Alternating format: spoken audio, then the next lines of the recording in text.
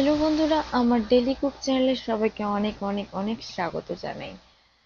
তো চলো সকাল সকাল চলে এসেছি আলুর পরোটা নিয়ে।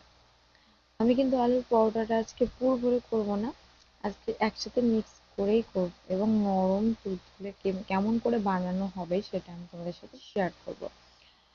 তো আজকে আলুটা প্রথমে সিদ্ধ করে নিয়েছি, তারপর পেঁয়াজ আর শুকনো লঙ্কা ভেজে জিরা ভেজে ওর সাথে মিক্স করেছি।